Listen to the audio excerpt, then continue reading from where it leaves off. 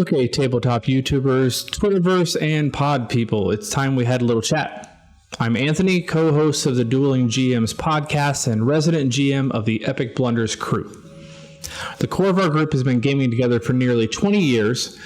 We've written and released multiple systems and settings in our time and love trying your hand at any system we can get our hands on. We honestly weren't huge fans of D&D outright in recent editions, but with the pandemic hitting in 2020, our before time weekly meetups quickly had to become virtual ones. And the easiest option to transition to was 5th edition and D&D Beyond. Because many of us were familiar with Critical Role, and since the Wildemount setting had just recently been released, that became our go-to. I tell you all this to make sure we're on the same page. I'm not a hardcore D&D adherent, but I enjoy it and I appreciate it for what it is. I'm not a head-turning content creator, but I've worked in and around the industry for a few decades now. And my favorite thing in the entire world to do is take data, turn it into numbers, and let the numbers tell me an unbiased story. So today, let me tell you a story. A story of the 13 classes that make up the official D&D canon. And look, I can point you in the direction of power curves that definitively prove that spellcasters outweigh martials by about level 10, and then there's no looking back. I can give you percentages that would make your head spin about why crit builds are ineffective, but why we still desperately try to make them anyway. See, I fall into the category of somewhat of a power gamer. And no, that term isn't really what you think it is. Power gamers are looking for the biggest bang for their buck. I want to put something together that just works. And I want to be proud of the ideas I had that made it. This isn't any antagonistic approach against the GM or an intent to overshadow the players. Because the other side of the coin for me is method acting. I find great value in roleplay flavor, versatility, and the ability for the mechanics of my class choices to actually reflect the persona I want to be. If I have a low wisdom character, I'm going to play him that way. If I've tanked charisma, you better believe social interactions are notoriously awkward, and I love it. So, I knew I needed to walk a fine line when analyzing the classes.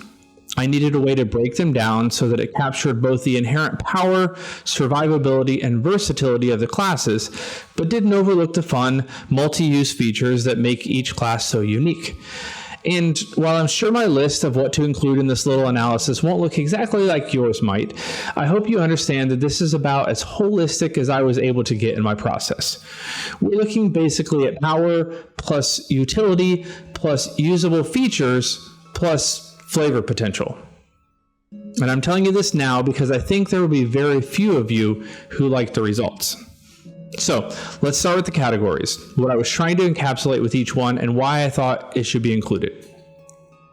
Number one is hit dice included with weapon and armor proficiencies.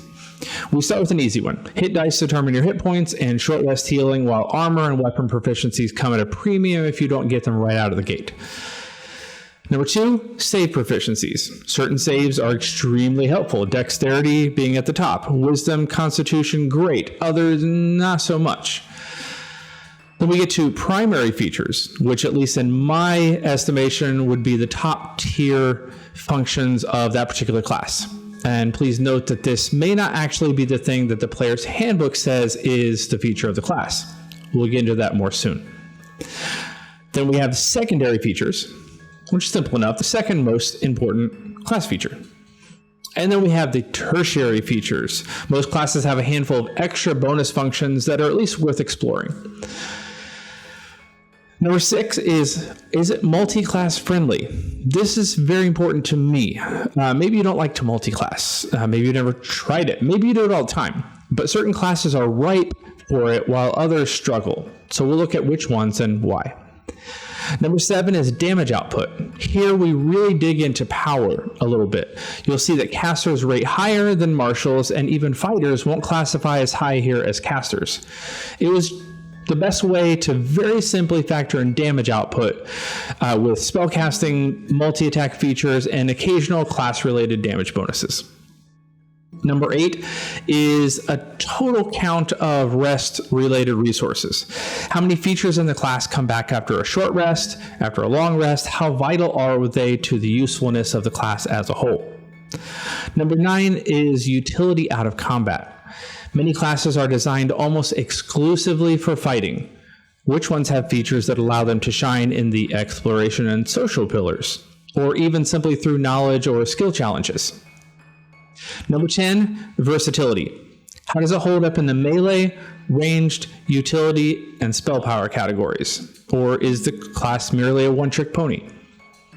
And number 11, bonus points. Many classes have a handful of ribbon features that come into play at later levels or are minor effects that are worth mentioning, but don't have any rank in the top 3. So they still may be worth a bonus point. No class can ever get more than 3 points in a single category. We are, after all, looking holistically at them. At the end, I'll give you a point total, and then I'll leave you with parting shots. This one isn't a point rating, but it's more of a walk through the class and hopefully from a perspective you've not really thought of before.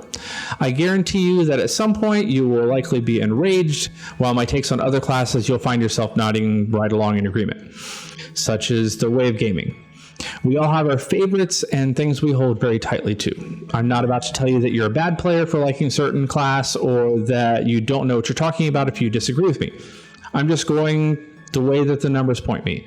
And believe me, I was actually a little shocked myself. So, are you ready? Here we go.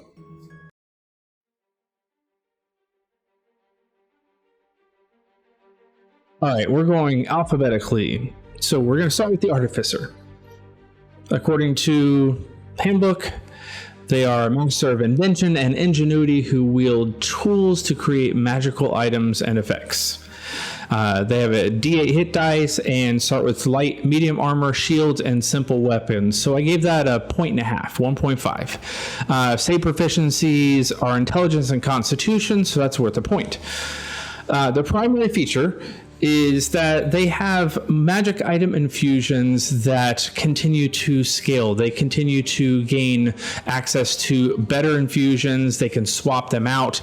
That's really their main feature, and I counted that as 2 points.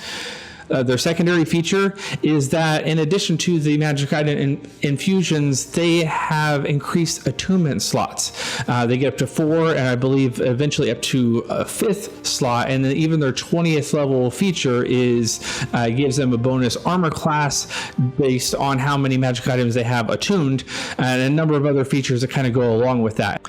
And that is absolutely huge if you play in a game where your GM gives you a lot of magic items. You can swap those in and out, but having access to 4 or 5, that's leaps and bounds beyond any other available class. And then the third most important feature is that they get a flat intelligence bonus to checks and saves a certain amount of times per day. So I gave that 1 point, the attunement slots 2 points. Is the Artificer multi-class friendly? Well, somewhat. If you're a wizard, you're a fighter, maybe rogue, you can dip in and out. And then the Artificer is also great for 1, 2, or 3 level dips into just to get the magic item infusions, maybe even get all the way up to your subclass at 3rd level with the right concept. But outside of that, it's not great. So we're going to give that just a half of a point. Damage output. They're a half caster, which counts for something, and some subclasses, many of them at least, gain 2 attacks or extra attacking companions. Now, for the most part, we're not going to really factor in a whole lot of subclass features whatsoever. They're a little bit too swingy. Some provide completely new mechanics, some don't change the mechanics at all, but this is pretty consistent across the board. So between the half caster and the consistency of getting extra attacks, we're going to count that as 2 points. How about rest resources? They don't have any short rest resources whatsoever, but for a long rest, they're a very unique class because they have a long rest adjacent feature with their infusions that they can redo them, but they are also permanent, which is kind of nice. So you have long rest that technically includes the infusions, but you also get your spell slots that return and a flash of genius every long rest. So 2 points total for their long rest and short rest utilities. Their utility out of combat, they get multiple features that allow for activity outside of combat, plus their half caster. I'm going to give that a 1.5. Versatility, you have access pretty easily to ranged, melee, spellcasting, and a host of utility features. Those are each worth about a half of a point. So we're going to give that 2 points total. I would argue that the Artificer is one of only 3 classes that you could probably use to kit out an entire party, and people would have a lot of fun and not feel like you're really stepping on each other's toes. That's versatility. And then bonus points. They are the master of tool proficiencies. They have access to the most. They can dip in. They even have a feature that lets you craft one on the fly. And we haven't really even included their half-caster status as a part of a feature itself. So in total, that's worth at least a full point in bonus. That gives us a total of 16.5 points. Now I know this is our first one, so you have no idea. Is that high? Is that low? We'll find out soon. But first, let me give you some parting shots. Artificers are specialists, in my opinion, whose ADD can't really let them specialize in just one thing. It's even kind of in the subclass name. They are Artificer specializations. The class feels like it's trying to do too much at times. At the core of the class, they're generalists and really good at everything, but in the subdomain, they hyper-focus, which makes them feel just a little bit off. Artificers are the chameleons of the party. They're super smart tool junkies that can fill in when the bard and rogue are having a bad day, and they likely can quickly craft whatever the party needs and are just a walking inventory of magical items, which is fantastic.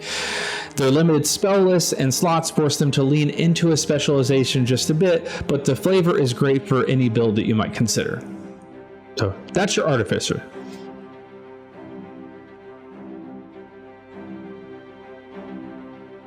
Next up is the Barbarian. Player's Handbook says they're a fierce warrior of primitive background who can enter a battle rage.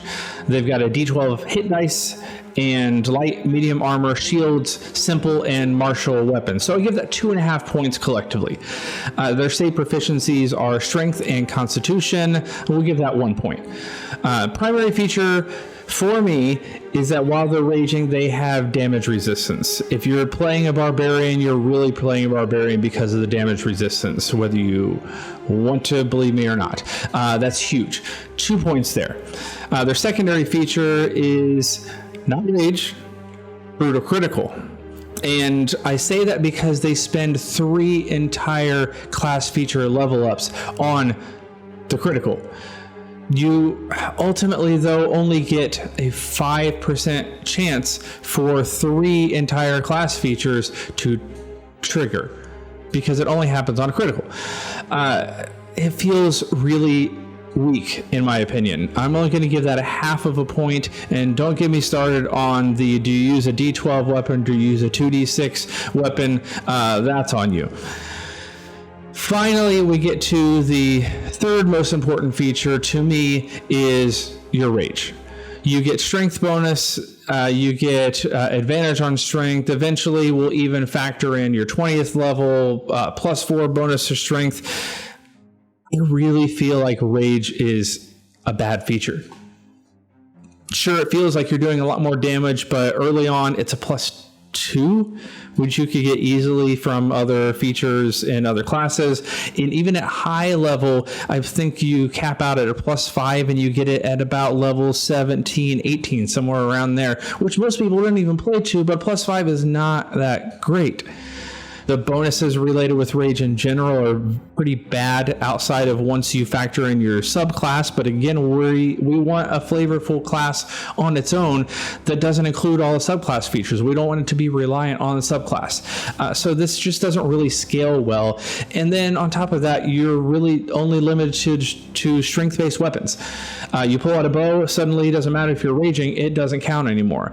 So hopefully all of your enemies are on the ground or in very, very close range.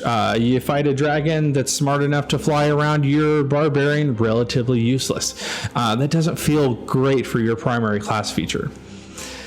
I'm going to give that only a 1/4 of a point. That's how bad I feel about rage if you count damage resistance completely separate. Sorry, barbarians. Is the barbarian multi-class friendly? Well, you can do it with the right build, you can dip into your moon druid barbarian. You can do, if you're smart, you try it. I've done it a couple of times with some bardic flavoring. There's some cool overlaps if you can get a way to get warlock with the barbarian and do your armor of Agathis, and then you're reducing damage so your armor stays up longer. But for the most part, you really have to be super intentional for a really niche build. But you've got no access to concentration. You've got no access to spell casting. For the most part, unless you're dipping into fighter, you're probably not multi-classing as a barbarian. I'm not going to give that a point at all for multi-class friendly. Damage output. You get 2 attacks. You get your rage bonus. It doesn't really help you hit, but you get your rage bonus. I'm going to count that as just a single point. Total rest resources, you have nothing on a short rest. Your long rest, you only have access to rage. And typically, you're not going to use up all of your rages in a single day unless you are overly exuberant in triggering them, and then you're not actually keeping it active.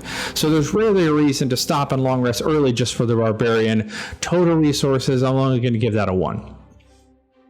Is a barbarian useful out of combat? Well, barbarians are really purely a combat class. There's nothing in your core features that lend itself to anything else whatsoever. Which also means it's not overly versatile. You have no spell casting. You have strength-based weapons only, which give you limited options for range. And again, there's not a whole lot of utility. So we're going to give that just a half of a point. Bonus points, you do have advantage on dexterity saves, and you have advantage on initiative, so you can get the jump in combat, and you can maybe avoid the fireball spells. They're not great features standalone, but they're good ribbons. Collectively, we'll give that another point. In total, that gives the barbarian 9.75 total points. So here's my take. Barbarians have class features that go against their class design. Relentless Rage should almost never trigger because of damage resistance and the highest hit points in the entire spectrum. Persistent Rage happens too late to actually be helpful. Brutal Criticals can trigger without raging, and they deal far more potential damage than rage bonuses ever do, especially at higher levels. It just doesn't scale well. It's possible to have a perfectly viable medium armor barbarian with as good or better armor class than the unarmored feature actually allows. Barbarians are hard to play wrong simply because there's so little to actually do. I desperately want to like this class, but it's easily my least favorite in the bunch. It's telling when the only high rating within the entire build came honestly from the D12 hit die.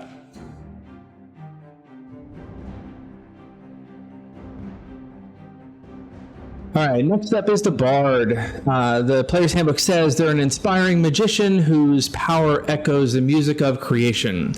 They have a D8 hit die, they have access to light armor, simple weapons, and then a small little collection, hand crossbows, long swords, rapiers, short swords. It's kind of a weird mix there. We're only going to give that a full point collectively. Save proficiencies include dexterity, and charisma, which is not as helpful, but a dexterity is worth 2. The primary features for any full spellcaster, that is your primary feature. That's your bread and butter. Everything else kind of falls into place after that. And if you're a full spellcaster, for the most part, I will always count that as 3 points. They also have magical secrets that they get access to other spell lists, and they can actually steal and expand what they have accessible, which is kind of nice. The secondary feature is their Bardic Inspiration, and we'll give that a point. It's an incremental increase that doesn't count as a lone class feature at any level when it levels up, which is also a bonus, looking at you, Barbarian. And at 5th level, then they actually get that back as a short rest, which makes them even more potent. And then the tertiary feature, I kind of lumped together Jack of all trades and expertise, which makes them the true skill junkies of all of the classes. I'm going to give that a point as well. Are bards multi-class friendly? Well, any high charisma class could split levels and be just fine doing partial bard, partial whatever their particular class is, or any class at all that's lacking a bonus action could take just a single level or two dip, and suddenly your bonus actions, you can start doing Bardic Inspiration. If you've not considered that and you kind of have a free level, don't really know what to do with, try dipping into Bard. You'll thank me later. And any possible martial mix, I suppose Monk, although that's a little iffy, but I've seen rogues do decently well, and obviously fighter multi-class, especially if you take certain subclasses for your bard. So I'm going to give that a 1 on multi-class friendly. It takes a little bit of work, but it's easy to kind of dip into the bard and pick up some benefits there. Damage output, well, they're a spontaneous caster. They have a kind of a limited spell capacity, 22 spells known, and their base class itself is pretty limited in damaging spells. Again, you have to kind of dip into your magical secrets to get access to some better spells, but it's doable. We'll give that 2 points on damage output. Total rest resources, well, they get as a long rest their full spell slots return, which anytime you can fill up all your spell slots, that's worth quite a bit. And then your Bardic Inspirations, which again start as a long rest, but then at level 5, then it becomes a short rest recovery, which is really nice. Low level parties won't really get a whole lot of benefit from this, but it's a slightly easier way to scale than just your proficiency modifier alone. So we're going to give total resources for rest 2.5. Utility out of combat is fantastic for the Bard. From inspiration to some of the best skill proficiencies across the board, and they're also a full spellcaster. And again, most of their spells are not necessarily damage dealing. They're good illusion, they're good enchantment. They're fantastic for utility. 2 points on that one. Versatility, well, they might be a little bit harder to go strength-based, but decent dexterity will get you finesse and range options. They're a great utility caster. The only thing they're really weak on is damage without the magical secrets, but that depends on the build and whether or not you want it or need it. So in total with versatility, we're going to give that a 1.5. It could maybe go up to 2 full points if you're going to get your fireball, you're going to get all of your high damage for your magical secrets, but that depends on the bard. So 1.5 there. This is another one of those classes that I would say is you could arguably fill a party with exclusively bards and feel like everything, all the party needs are filled, and everybody's having a great time with nobody stepping on toes. Bonus points for me, there's Song of Rest, which has some scaling, but Song of Rest has never really felt as helpful as it should be. We'll give that a 0.5 point because in certain circumstances it works. That gives us a total of 17.5 points. It's not too bad. We got a new leader in the clubhouse, right? Here's my parting take. Song of Rest is weak. Counter Charm might as well not exist. It's that bad. The Bard's 6th level spell list is terrible, and it makes levels 11 and 12 really kind of a wasteland for the Bard. Their 5th and 7th level spells are full of goodies, so there's something off about that mix of 5th good, 6th really bad and really short, and then 7th really good again.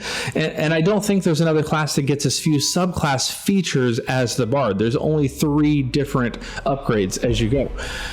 You'd think that there would be another way to lean into particular performance styles or delivery styles, but it seems that wasn't really in the design. They really could use another subclass feature at around 11th level. There's a big gap between, I think, 6th and then 14. So 11 would have been fantastic. Bards are best off at getting a situational concentration spell up and then running off to wherever they need to be to continue to set up favorable positions for the party members while buffing them whenever available with inspiration. They don't deliver a whole lot of a damage punch outright without a lot of magical secrets. Again, that's kind of where you're gonna have to dip into the wizard stuff, the sorcery stuff, and do bigger punching spells. They also their versatility makes them incredibly valuable, but it has to be in the hands of a very creative player. A lot of the bardic features and subclass features leave things very open to interpretation, as well as some of their higher level spells. A creative player can really maximize this. One that thinks a little bit more inside the box may have trouble with the bard. But there you go. Next up, we have the Cleric. They're a priestly champion who wields divine magic in service of a higher power. They have a D8 hit die, light, medium armor, shields, and simple weapons. We're going to give that a 1.5. Their save proficiencies have charisma, not as helpful, but wisdom, that's worth a point. Primary features, again, they're a full spellcaster, and they've got access to their whole spell list, which means you can prepare one list of spells one day, the next day wipe those all out, prepare a whole new set of spells. You're not limited to only what you know or what you've taken the time to learn or record in a book or anything like that. That's nice. We're going to give that 3 points.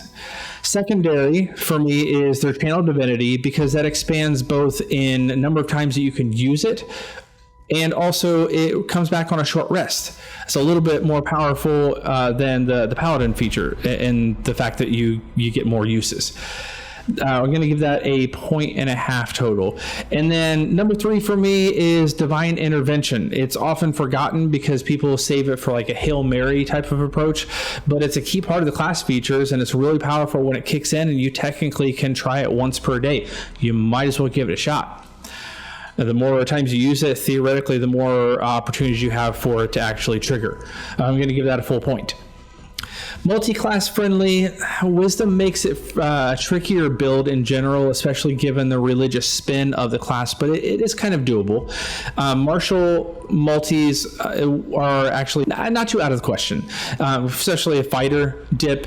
You could maybe try a barbarian. Monk is actually not too bad because of the overlap there with wisdom. Clerics are actually one of the few classes that benefit, though, with solo builds or just 2-level dips into cleric to get a secondary class. So for the most part, I wouldn't really recommend it. We're going to give that just a 0.5 point. Again, special builds, you can make it work, but it's not necessarily overly friendly for it. Damage output, they're a full caster. Some of them even have, in subclasses, you get a bonus attack to do a melee attack, which ups it even more, but that's worth 3 points. That's what our cap is, so we're sticking with it. Total rest resources, again, get a 3. You have Channel Divinity. That's not really the bread and butter of many clerics because it's a little bit of a niche usage sometimes, but depending on your domain that you've chosen, the diversity may be evident there, and the potential to eventually have 2 uses per rest makes it slightly more motivating to use just kind of on a whim because it's going to recharge.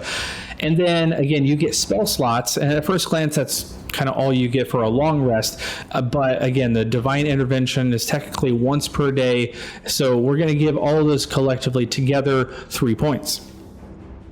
Utility out of combat. Well, they're full caster, which means there's a little bit more utility. You can prepare spells that are not just combat based, and you have the space and flexibility to use spells outside of combat because you have more spell slots than, say, a half caster has. But they don't really have any class features themselves that lends itself toward utility. So we're going to give it just 1 point there. Versatility is somewhat limited.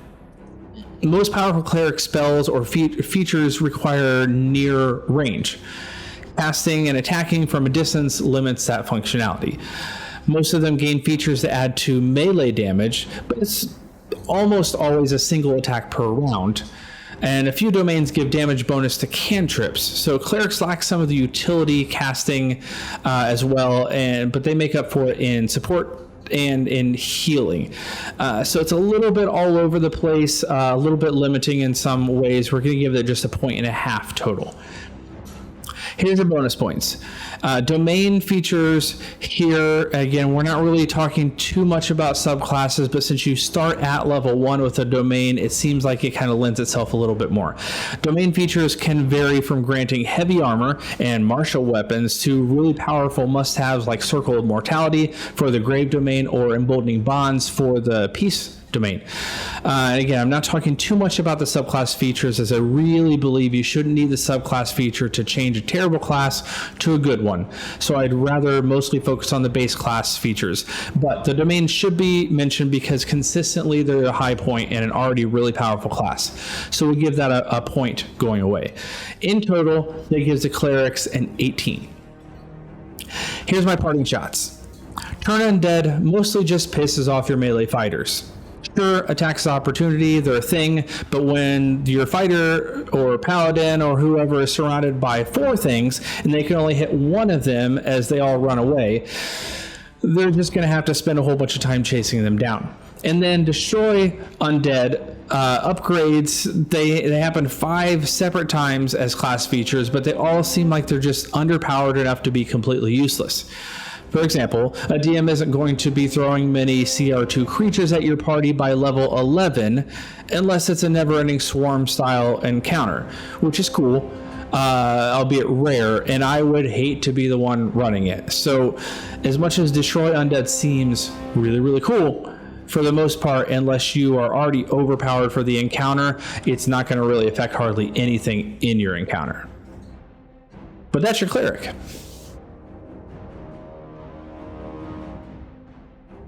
All right, druids, it's your turn.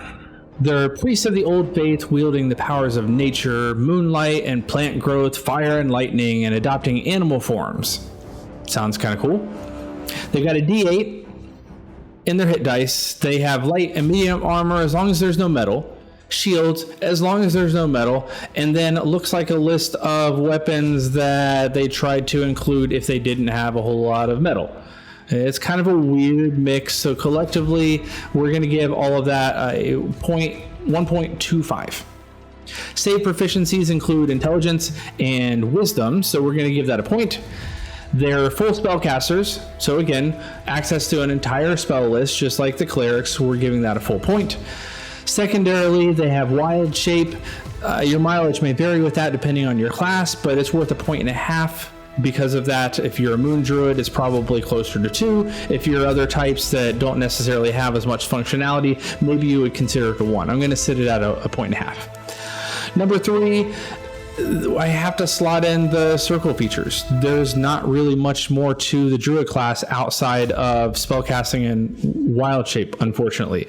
So number 3, we're doing the circle features. We're only going to give it a half of a point because, again, we don't want to have to dip into our subclasses in order for our class itself to feel like it's got flavor and variety. But for the druid, that's the case. Some of the circle features are great, some of them are so-so, and in general, relying on subclasses for your third most important class feature just feels bad to me. But there's literally nothing else going on with the class, so that's what we're using. Druid's multi-class friendly. Well, a 2-level dip gets you druid spells, wild shape, and access to a circle. But you're not really going to get a whole lot of use outside of a moon barbarian, maybe a ranger, possibly an enterprising cleric looking to just kind of have a little bit of overlap there. We're going to count this as a half of a point.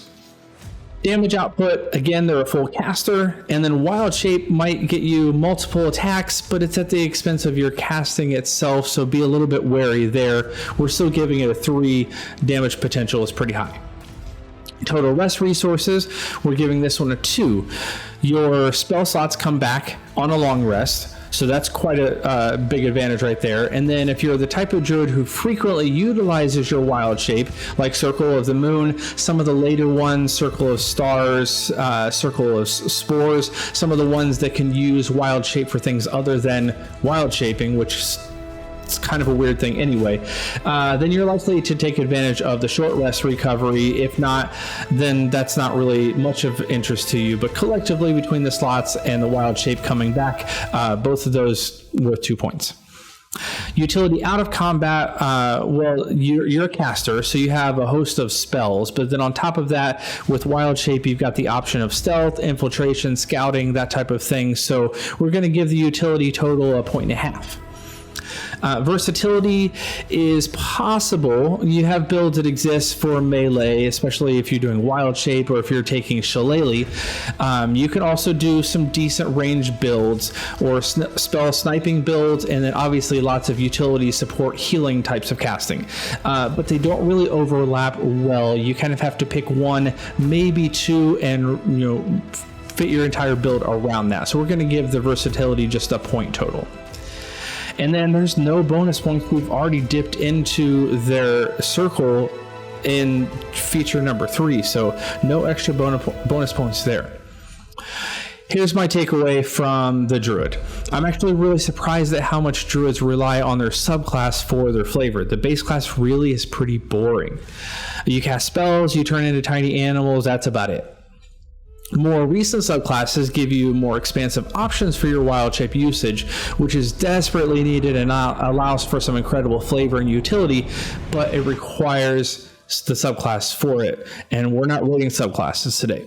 That would take this hour-long process and turn it into, well, weeks of work on my part at least. The description talks about wielding nature, and sure, there's a handful of powerful druid-only spells that are nature-based, but honestly, depending on build styles, you'll either have a feral wildling in your party or a rustic fur-wearing wizard, and that's just kind of the spins that people put on them. Tell me I'm wrong.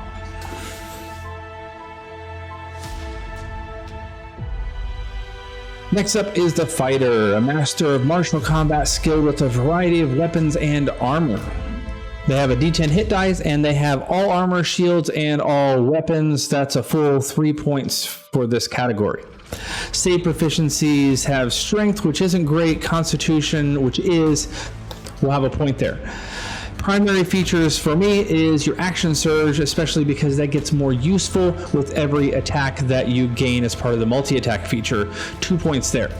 Secondarily, in my mind, you get 2 extra ability score increases, or you can choose feats there.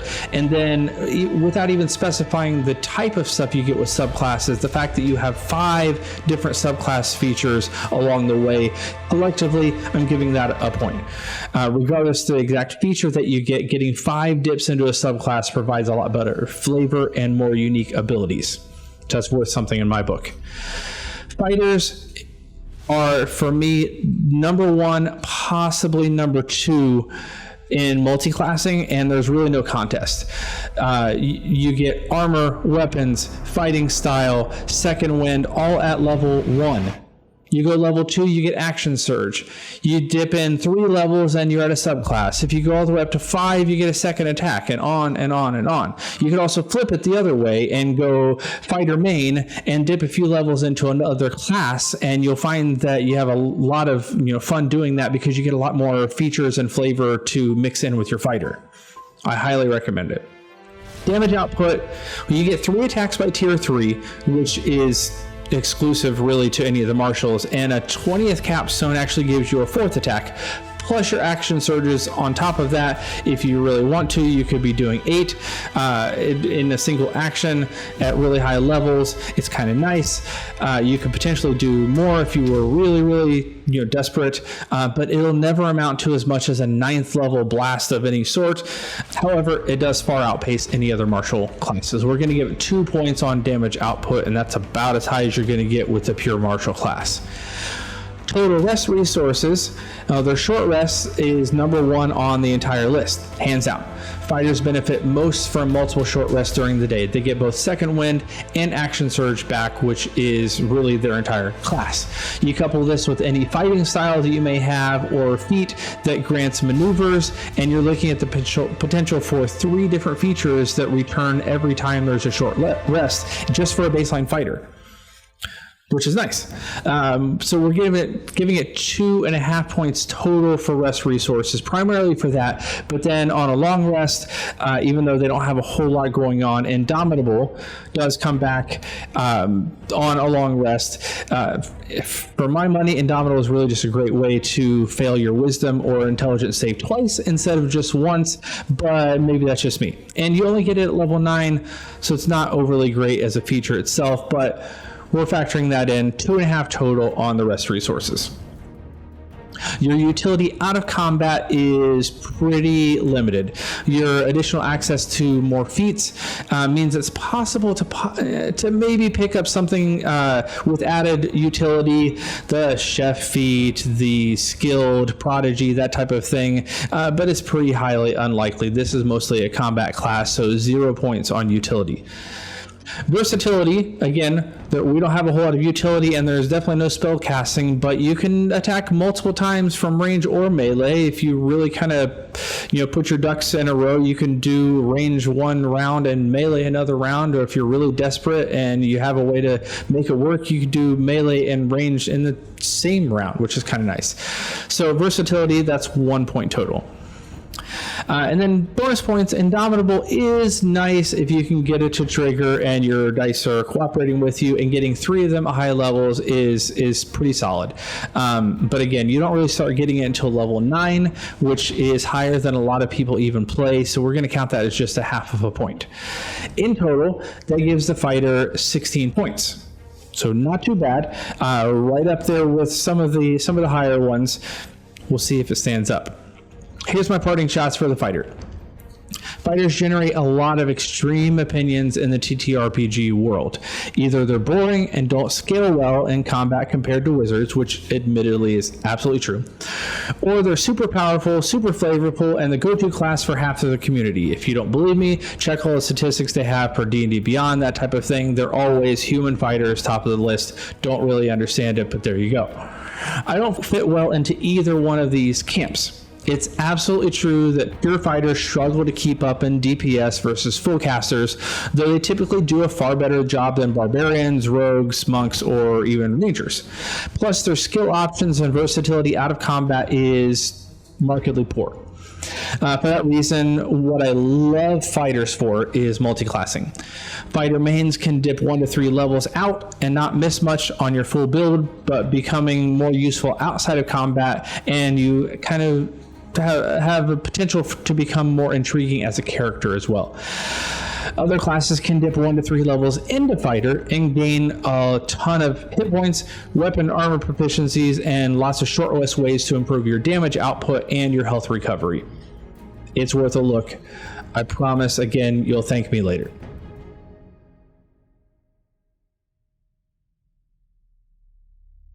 Right in the middle of the pack, we have Monk, a master of martial arts, harnessing the power of the body in pursuit of physical and spiritual perfection.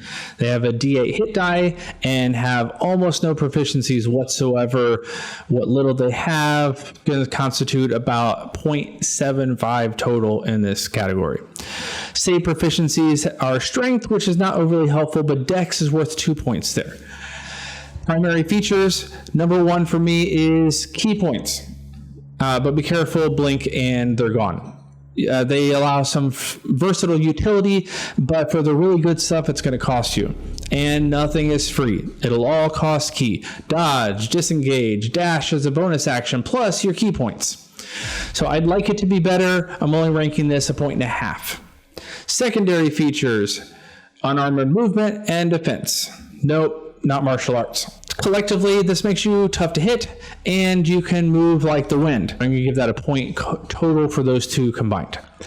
Number 3 in features for my money is Stunning Strike, and let's be honest, that's probably why you're here as a monk, is to be able to do Stunning Strike. Why did I not include martial arts? It's fantastically weak. Dedicated weapons help just a little bit, I guess. And especially if you play with the Tasha's Guide optional features that allow anybody to take a dedicated weapon, then, again, that's helpful a little bit.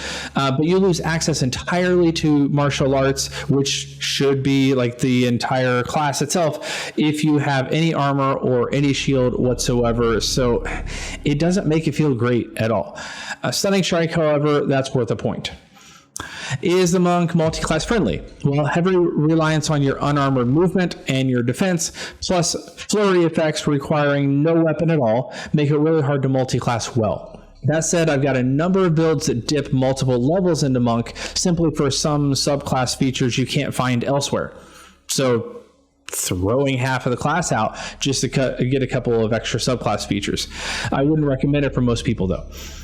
Dexterity and wisdom are arguably your 2 most important stats, so depending on your 3rd best attribute, there are ways of forcing this multi-class idea to work. We'll give it a half of a point, but you have to try quite a bit to make this kind of even remotely viable. Damage output, consistently 2 attacks, you can spend a key point for more. we give it a 1.5 total. And that's pushing it, if we're completely honest here. Total rest resources, where you get your key points back. Many players are stingy with the usage, while others blow through all their points in a single encounter. So it's nice that you get them back on a short rest, but it really depends on your build and play style whether that's necessary. You've got no long rest resources whatsoever. Hopefully you just like running fast, because that's about all you get. 1 point total for all of your resources. Utility out of combat. Well, monks mostly are focused on honing themselves, so their utility to others is limited.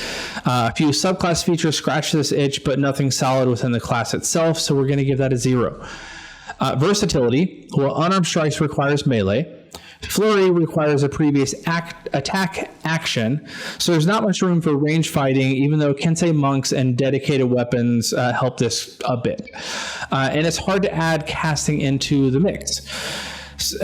On top of that, you're only doing single target attacks with very little utility outside of your stun. Versatility, I'm going to give that just a 0.5 point. Bonus points. Well, Diamond Soul is fun and useful if you make it to 15th level. Slowfall, Deflect Missile, they're both situationally helpful, which is good. And there's Evasion and Stillness of Mind. That's 1, 2, 3, 4, 5 different random features that feel like they were throwing in almost because they felt bad that the primary features were so terrible.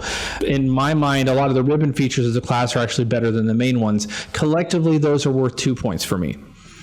That gives us a total of 11.75 on the monk. So I can take a single level of fighter or grab the fighting initiative feat and punch as hard or harder than the monk all the way up through level 16, because you're doing a D8. Monks don't hit any higher than a D8 to get up to the D10 at level 17. Monks are designed to be death by 1,000 tiny cuts, but it's only helpful if those cuts hit, which require high dexterity. And they're most useful to the party when their stunning strikes hit, which requires a high wisdom. There's almost no room for other attributes in this build, which makes monks feel static and boring. In addition, especially if you don't have a GM that will allow this, you're not going to have any sort of magical weapons that will give you a +1 to hit, +1 to damage, so your damage doesn't even scale up as much as some of the other classes that are giving you weapons of some sort, which means it's even more static. So these wise Zen masters of tranquility are basically evasive, 2-hit combat machines that provide no utility to the party outside of a fight, which feels weird. Some subclasses provide flavor for an otherwise flavorless class, but often at the expense of key points, which are hard to come by and can sometimes get used up in chunks. Nearly all of the high-level class features are roleplay heavy with no true mechanical effect, which again feels bad. The one thing the monk has going for it is that it's crammed with upgrades or features at every level. Key points, unarmored movement, class features, martial arts die, but the upgrades feel just as nickel and dimey as the damage that the monk ultimately inflicts. You play the monk if you want always on ribbon features, not because you actually want to be a martial artist. There are better ways to accomplish that. Sorry, guys.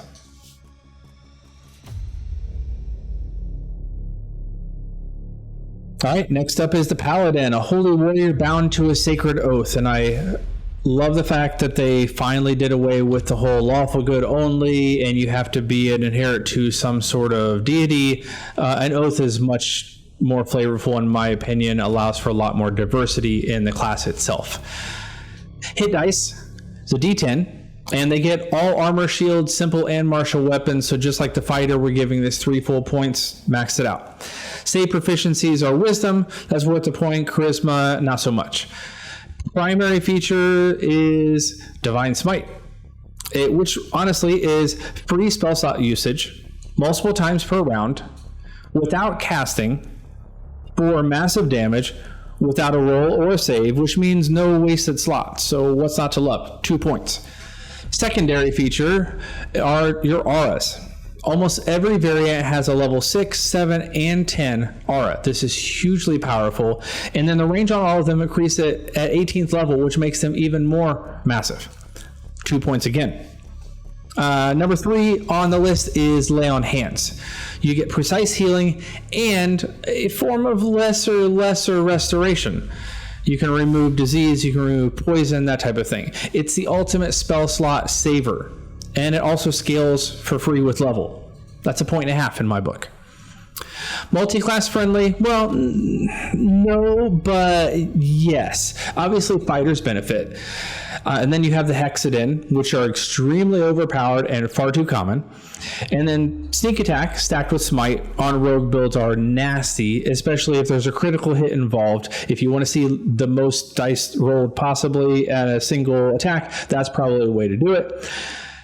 Sorcerers and bards can pull interesting builds here as well, giving you good synergy and more things to do with your bonus actions, which is always helpful. And that charisma casting really helps.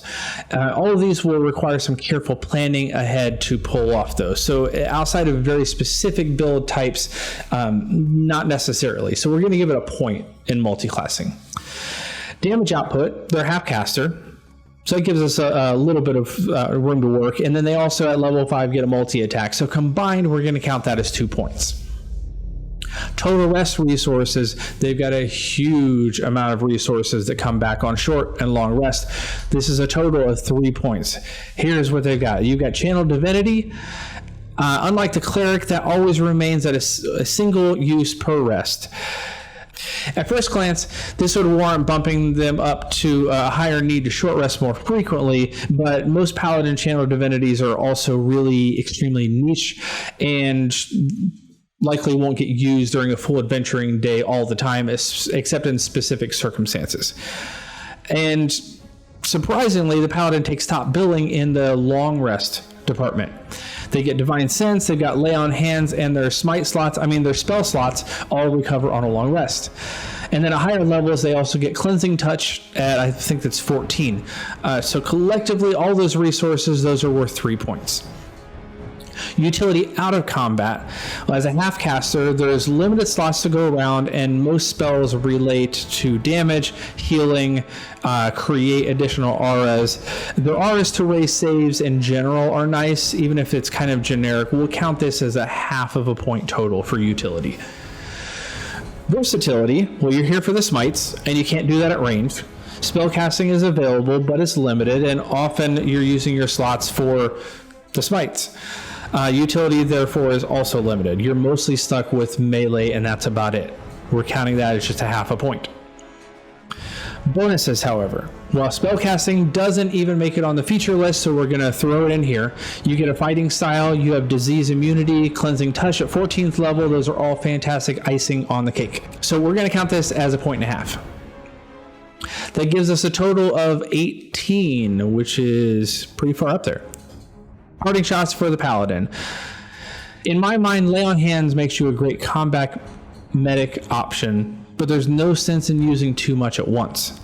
There's no real difference between 1 or 5 hit points when the enemy is hitting for 10, 15, 20 at a time. So save it for tough scrapes and the poison, disease removal. Touch somebody, get them up for 1 hit point at a time, save the rest. The assumption is that Paladin should always tank at the front, but I would argue that you actually need to heavily consider your party grouping in relation to your aura. You can solo any target you face with little difficulty by yourself, but its true benefit as a Paladin come in with your free area of effect, multi-buffing as many party members as possible. So if you run too far out in front, you risk wiping out one of your biggest class features. Also, your first round of combat, you should include getting up a solid concentration spell that works as your 4th aura. Your constitution is likely to be pretty high, and you should consider ways to improve your con save so that you don't need to waste a slot and action casting it again. All that said, if you're not within 10 to 15 feet of at least 2 or 3 allies at any given time, you should really reconsider your group positioning.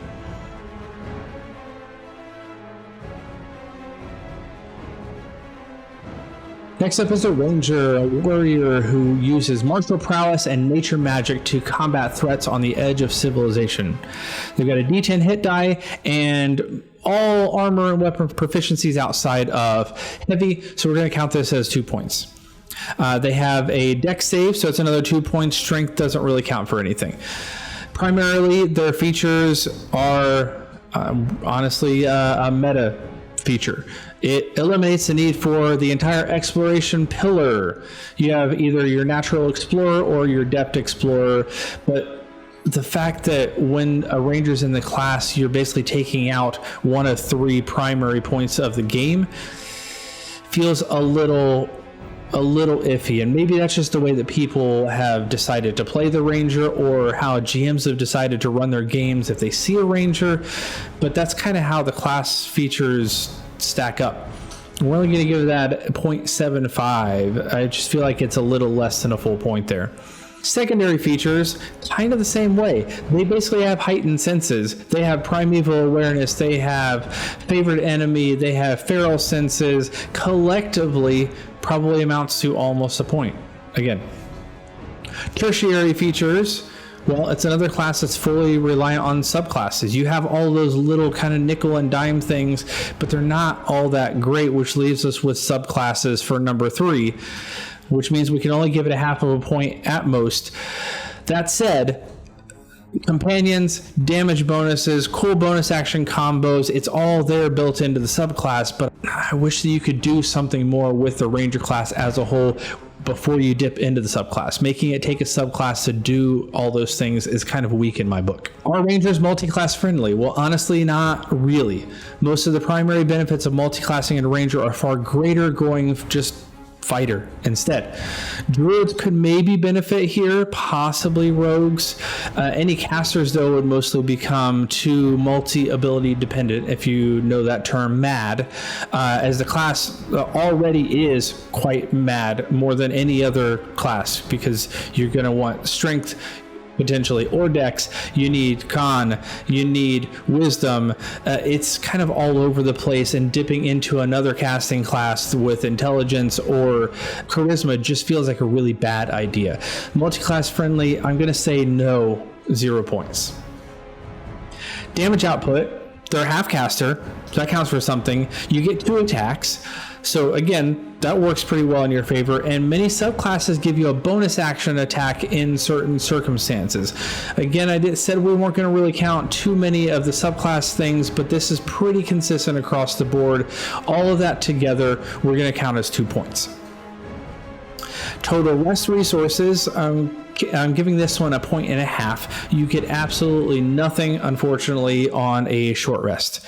That said, you've got your spell slots to come back on a long rest, and depending on whether you're playing the Player's Handbook Ranger or if you're playing anything from Tasha's Cauldron of Everything, you have the option of activating as many as 4 different replacement features, each of which have different aspects that return on a long rest.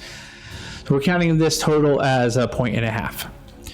Utility out of combat, or if you're in exploration mode or need easy group stealth, Rangers are fantastic.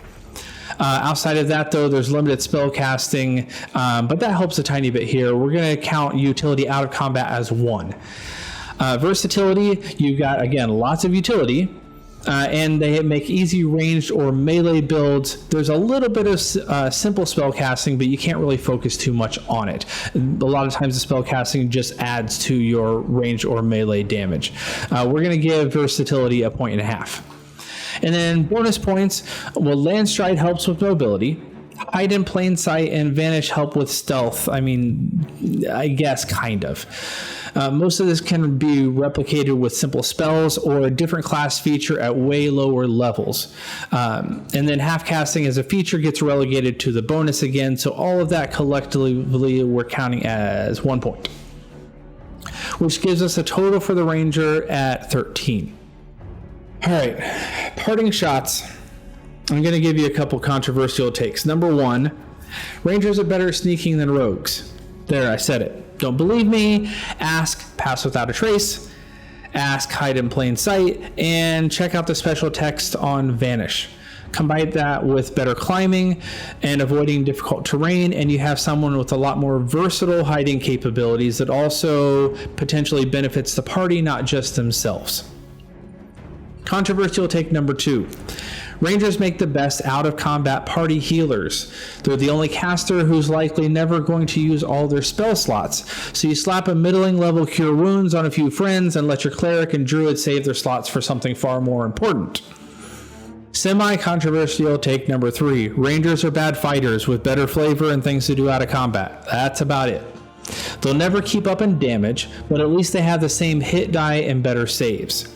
All of that aside, I do like a number of the post-Player's Handbook subclasses as really fun spins on the class. I just wish you didn't have to get into subclassing to improve on the failures of a class itself. Tasha's also did a great job of potentially improving some of the bad early features, but when your biggest class draw is that you change the meta of the entire campaign just by being present, it's not really a great class design.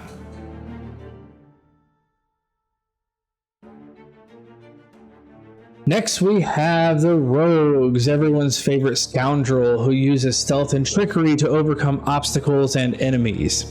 The D8 hit die, light armor, simple weapons, and then kind of the same collective group that the Bard had. We're going to give that a total of 0.75. It's kind of a weird mix there. Save proficiencies include intelligence, which isn't great. Dexterity, though, is worth 2 points.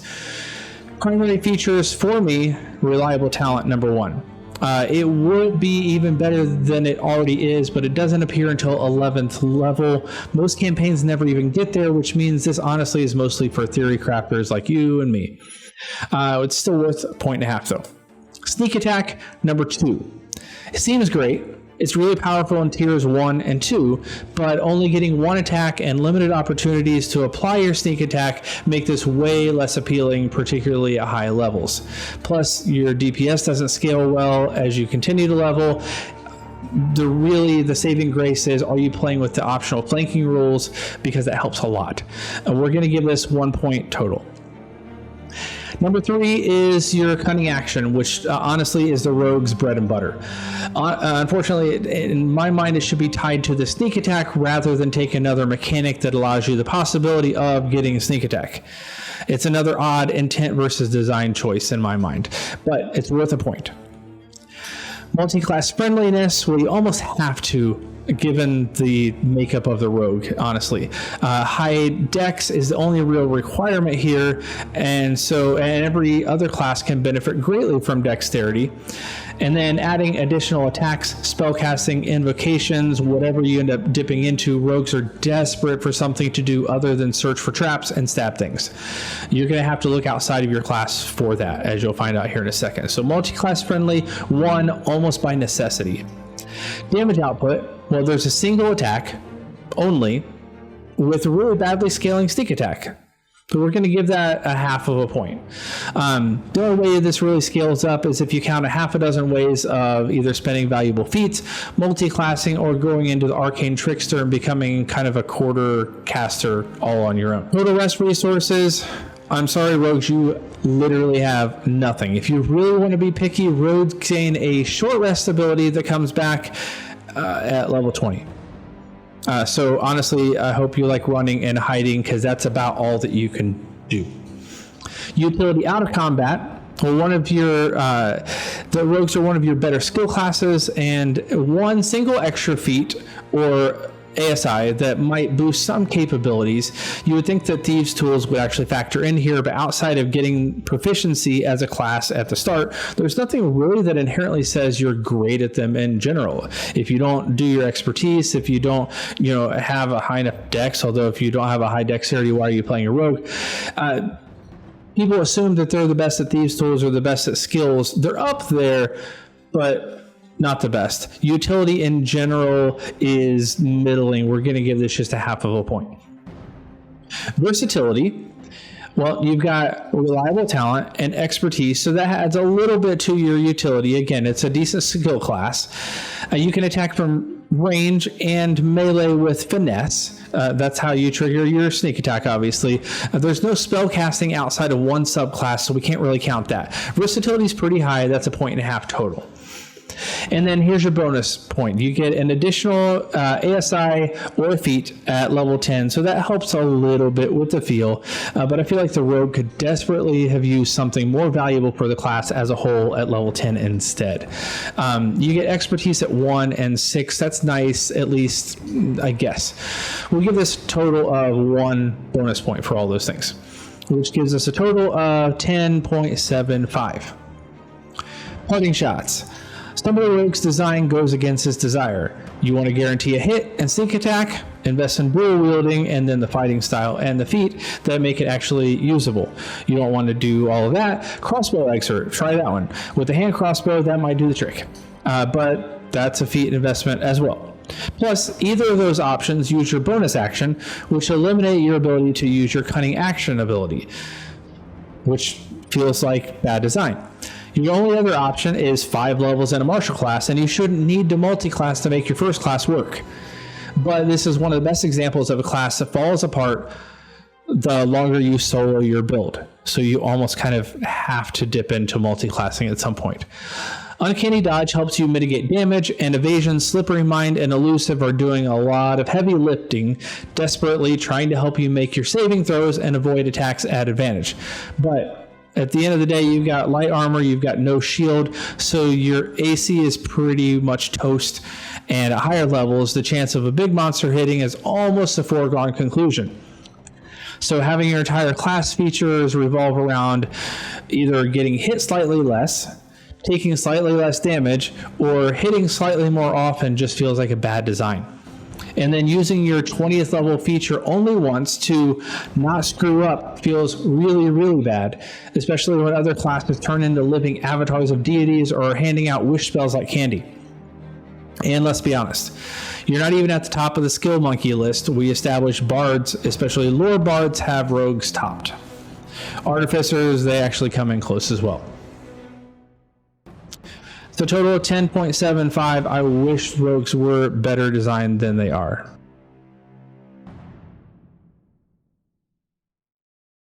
All right, all that's left are the 3 primary spellcasters at the end of the alphabet, starting with the Sorcerer, a spellcaster who draws on inherent magic from a gift or a bloodline. They've got a D6 hit die, which is the lowest you can start at, and virtually no proficiencies whatsoever. We're getting 0 on this category. Save proficiencies, they get Constitution, which is nice. That's a +1. Charisma, not as helpful. Primary features, they're a full spellcaster, so we promise we're going to factor that in quite a bit, but they have very limited spell options. They only can learn 15 total spells, which is kind of weird to me. We're going to cap that at 2.5. Secondary feature is Font of Magic. Without it, you can't do your meta magic, so Font of Magic has to go a little bit higher up here, which basically, spelled out, is you trade out your knowledge of spells for the ability to spam more spells every day. We'll give that a point. Number 3 in your list of features then is your meta magic. However, meta magic pulls from your font, meaning that one of your main features cannibalizes from your other main feature. 2 of the 3 best meta magic options actually cost more than 1 point to use, and you're limited to your level's worth per long rest, which means even at 20th level you have only 20 meta magic points. It doesn't feel great, even though this is really the only thing the sorcerers get top to bottom in the entire class features. I'm only giving meta magic a half of a point here. Are they multi-class friendly? Well, they're charisma primary class, which means you can easily flow into warlock, paladin, or bard, have no trouble there. A few level dips into sorcerer, even as playing a wizard or a cleric, not uncommon. If you want a little bit of flavor for your fighter, you could even go that way. We'll give them a 1 on multi-class friendliness. Damage output. Even though they have 15 known spells, they're still spontaneous casters. They can pull from any of them that they know, and they can do it with pretty devastating results. We're going to give this the max at a 3. Total rest resources, we're giving 2.5. Short rest, they only get a 20th level ability That's not helpful. But long rest, we're giving sorcery points and spell slots back at the end of a long rest. So this is literally your entire build, these two features. The rest resources are pretty important for the sorcerer. We'll do 2.5 points there. Utility out of combat. The Wizards of the Coast admitted in their design philosophy that sorcerers intentionally can't cast more elaborate, complex spells. That's the reasoning for giving them a much smaller spell list than Wizards the class. And with so few known spells in general, that also means that very few spells you take are going to likely be beneficial outside of combat, because that's really where the class kind of unfortunately leans, whether you want it to or not. Utility outside of combat, we're giving that 0.5 point. You can get there if you want, but you're not going to have too many spellcasting options to make it work. How about versatility? Certain subclasses may allow for better melee viability, and you can certainly use ranged weapons, but that's not really the design here. It's all casting all the time. Your subclass may help in utility features as well, but we're judging the class here alone, so we can't count that either. The sorcerer spell list is primarily comprised of damaging and debilitating spells, which means versatility is going to have just 0.5 point. I wish I could say that they have bonus points, but there are literally no other class features for the sorcerer until you get to 20th level, which gives you 4 sorcery points on a short rest. Translation, it's a worse feature than the Wizard's Arcane Recovery, which they get at first level.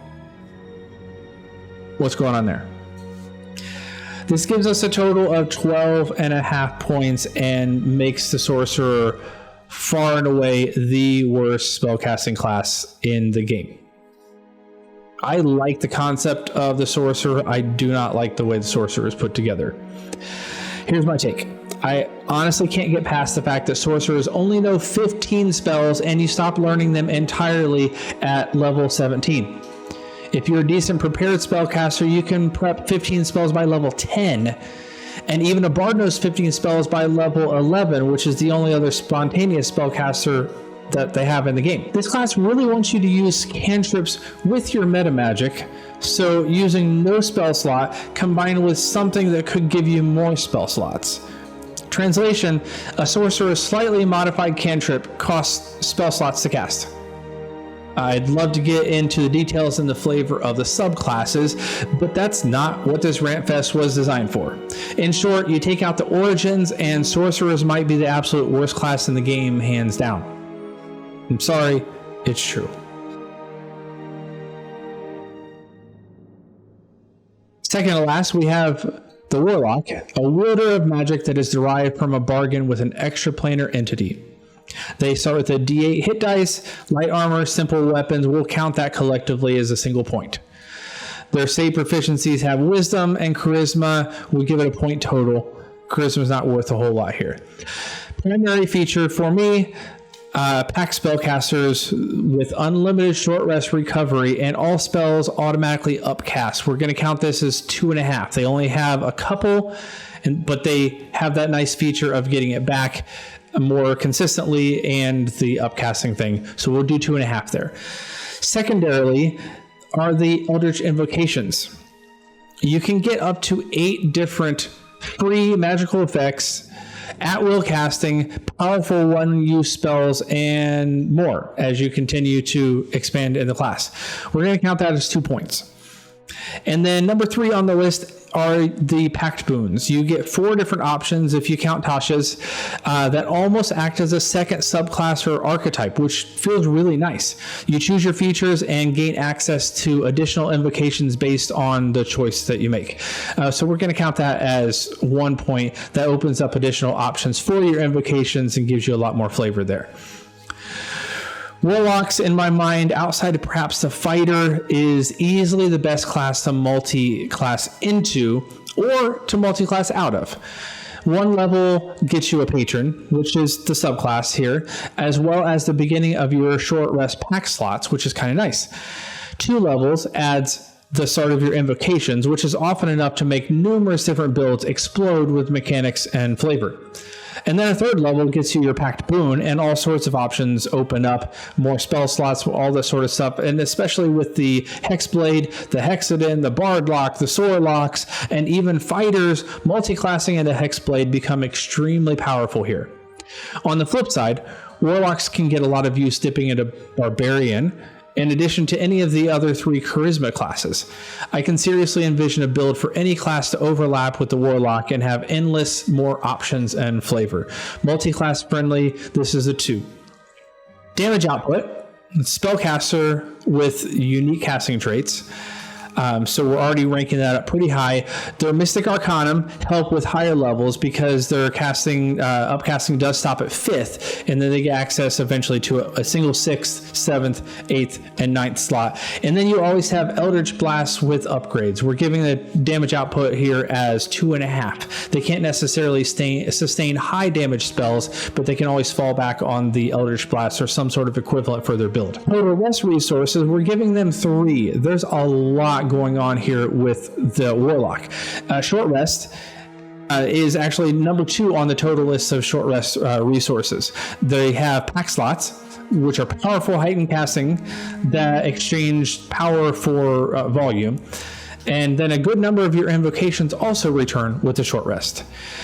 And then you have long rest resources, which again, some of your invocations come back on a long rest, as well as your Mystic Arcanum. And the higher your level, the more Arcanum you have, so this value kind of increases at higher levels. And then additionally, you do technically get a signature ability at 20th level that is once per long rest use. Most people are never going to see that. But we're looking at 3 points total. There's a lot packed in there that come back either on short or long rest. Utility out of combat, where you get invocations that range from speaking with animals, detecting magic, seeing in magical darkness, reading all languages, and a number of those are at will features, which are really nice. But you have precious few slots, so it limits the free use of spell availability. You don't want to kind of waste them on frivolous things. On top of that, though, certain Pact Boons also help bolster the class utility. We're going to give this a point total for utility out of combat. Versatility, well, Hexblades make everything martial very easy and within reach. But the other varieties, often a handful of options with Pact of the Blade and improved Pact Weapon, even without doing Hexblade itself. For melee and ranged options, you have lots of utility use and upcasted spells, plus your Eldritch Blast will always be able to do damage. We're going to count versatility here as a 1.5. And this is the third class that I would argue you could easily fill all of your party roles with full Warlocks or some sort of Warlock multi-class and have a ridiculously good time in your party. Bonus points, we haven't really classified the Mystic Arcanum in the feature section, so we're going to do that here. They're your once per day level 6 through 9 slots, and relegating them to a 4th tier in value for something that powerful seems weird, but it's true and it's worth a point. In total, that gives us 18.5 for the Warlock, which, if my math is correct, gives us a new top tier. We'll see how the Wizards hold up against them. Here's my parting take. It's no secret that I hold the Warlocks as easily the most unique and versatile class in the entirety of official D&D canon. They have features ranging from always on to short and long rest recovery to a whole slew of custom choices along the way. Gaining what amounts to 2 separate subclasses and a giant list of invocations on top of upcasting spell lists is like running around in a candy store. I love all the choices. For players wanting options, the Warlock has them, and they all have value. Nothing in the class seems superfluous with the Warlock, nor does it seem out of reach or inaccessible in any way. And honestly, the 20th level feature, you don't even need it. Those looking to play a Warlock need to approach it from one of these 3 angles. You are either a blaster, in which case focus primarily on your Eldritch Blast upgrades, or you're a blade, which typically need a handful of Pact Weapon upgrades, or an invoker. The first 2 largely do one thing and one thing well. Drop a concentration spell, get to your bread and butter on repeat. The invokers, though, they need to be a little bit more judicious with your pack slots, careful to use as many repeatable features as possible, and only make use of those pack slots when it could change the course of the combat. And of course, Short resting to reset most of your abilities makes you amazingly resilient no matter your flavor. Give you an hour, you're good to go for nearly everything. Your spellcasting, your hit points, a lot of your features along the way. It's fantastic.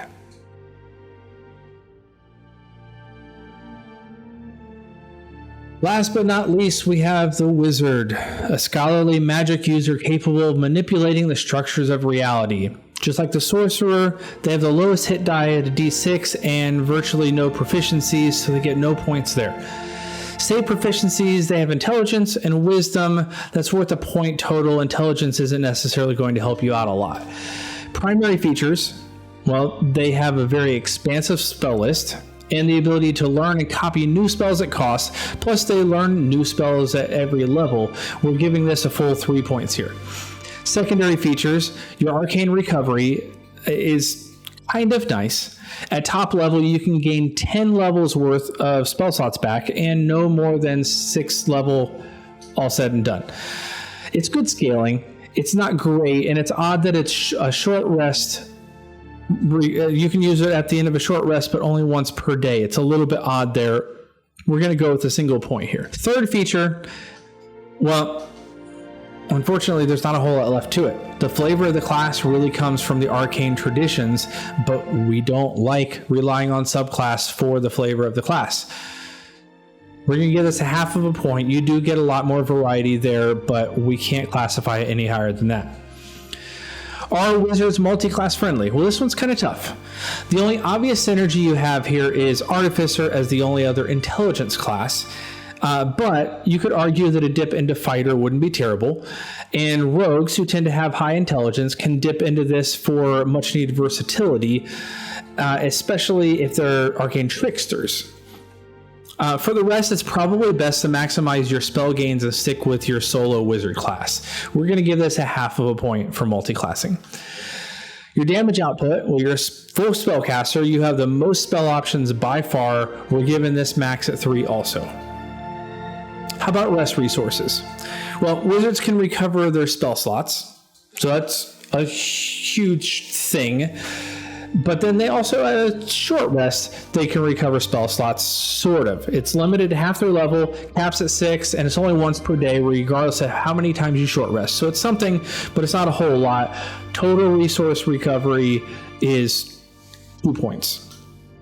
Utility out of combat. Well, the ability to theoretically have hundreds of spells recorded and ready for casting within a day, coupled with high spell slots and the ability to recover a number of them, really helps in being able to use spells out of combat for a variety of utility functions. But there's no inherent features within the class itself, so we're going to keep this at a 1. How about versatility?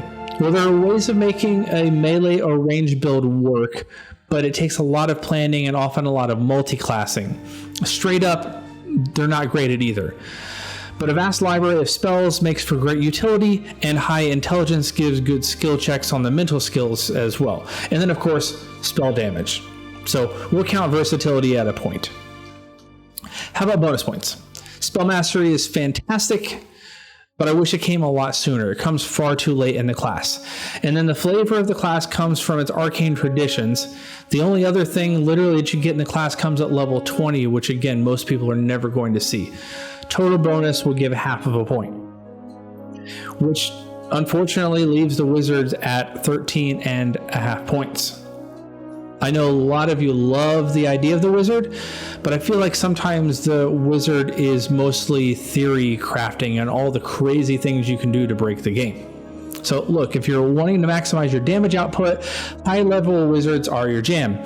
If you want to wiggle your magic fingers at skill challenges, lock doors, bypass tricky social encounters entirely, the wizard can probably handle all that just fine. But their features list on the table is barren. Clerics and bards are full casters with powerful spells, and they have far more they can do. Some of those features even scale for free. The arcane traditions let them record certain spells cheaper, cast certain spells better, and do small amounts of free spellcasting in their specialization. But again, that's subclass, and it's still not a whole lot of variety.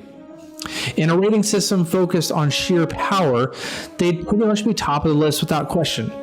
Holistically, though, they're on the level near the bottom. And things that make them fun, versatile, and unique really are kind of dependent on the spells that you choose. Essentially, a wizard is a skin bag full of spell slots. Your spells are your flavor, which means you, the player, are actually the class in many respects. The creators are relying on your spell choices and subsequent spell casting to make the class interesting. They're powerful, yes. They can basically cheat their way through most skill challenges, sure. And they can be great fun if that's what the player is really looking for. The wizard rarely can save the day, though, or amend a bad situation based on class features alone. But an enterprising or tactical player can make mincemeat of most GM's carefully laid plans or single-handedly turn the tide of battle. Learn or prepare the wrong spells? Well, sucks to suck. So what does that mean in total? Well, here's the breakdown. Number 1 at the top, we have Warlock at 18.5. Close behind, Cleric and Paladin, both 18 points. Your Bard is 17.5, Artificer is 16.5, followed right behind with Fighter. And then there's a bit of a gap. The Druid comes in at number 7 at 15.25. The Wizard is 13.5. Ranger is a 13, not too far behind. Sorcerer, 12.5.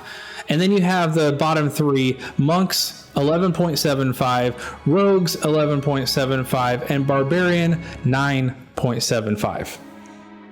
So the question stands, what did I expect versus how things played out? Well, you can ask Joseph, our Dueling GM's co-host. He and I went back and forth on all of these, and I desperately tried to rework this because it didn't feel great that the Wizards were so low. And to be completely honest, it took a lot of reworking the numbers, reworking the categories, reworking how important the ranking was on stuff just to get Wizards as high as I did. But still, number 8 feels really weird. Hopefully I explained my rationale there. Know that I tried my best to make something work with the Wizards, but no matter what I tried, it seemed like they only kind of nudged up a tiny bit. Sorcerers, I knew should fall below the Wizard. I didn't really expect them to be so low in the bottom 4, number 10 out of 13. But my takeaway from this is, unless you're really wanting to do something cool with a multi-class, or you really have a flavorful idea that incorporates a lot of the subclass features, you really should steer clear of Sorcerer. They're not great in terms of spellcasters. On the flip side, I always knew that Warlocks had a lot of versatility, and coupled with the fact that you almost pick 2 different subclasses, there's so many options available for the Warlock. I didn't necessarily expect them to come out at the very, very top. The rest kind of fall into line for the most part from what I was expecting. I thought maybe the Artificer might be a little bit higher than it was, coming in at 5, and I wasn't really sure where the Fighter would slot in. And I'll be honest, for a while when I first started it, the Fighter came out as the very top slot, and again, that didn't feel right, but it was because I didn't quite have the damage numbers balanced the way that I should have from the beginning. Once I got those worked out, Fighter I feel like slots in pretty solidly at number 6. There's not a whole lot that they do outside of combat. They're the best straight martial class available, so they slotted in pretty well there. Let's talk about the bottom 3 though. Monk, Rogue, Barbarian. Why do they feel so lacking? Well, for the most part, I feel like they have class features that cannibalize each other or don't work well together. That's a primary problem. The Monk and the Barbarian have class features that don't work in certain circumstances, and so therefore you're almost playing commoner equivalent of leveled class. And then the Rogue is so reliant on sneak attack that doesn't scale well that over time you really almost have to dip into other classes to even be a viable Rogue anymore. I didn't really expect anything outside of maybe those 3 kind of reshuffling a little bit, but I didn't expect those 3 to make it out of the bottom list.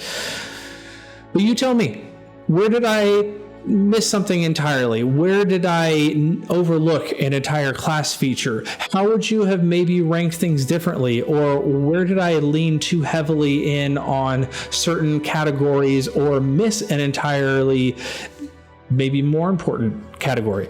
You tell me. I'd love to hear some feedback and start a dialogue with you. Until next time, though, I'll catch you later.